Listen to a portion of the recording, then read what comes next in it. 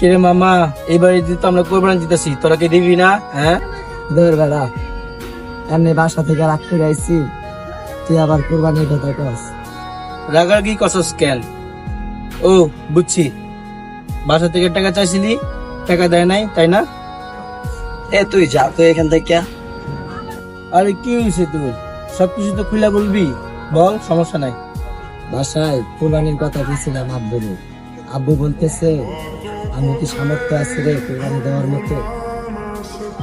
তোর কথা বুঝলাম।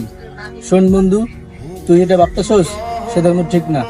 তুই কি দেখস না, তোর বাপ মানে আমার চাচা কত কষ্টের কাজ করে, তারপর তোদেরকে পড়ালেখা করায়, তোদের ফ্যামিলি চালায়। তারপরে তো তোর একটা ছোট বোন আছে, তাও তো খরচ চালাইতে হয়। তুই কি বুঝস না?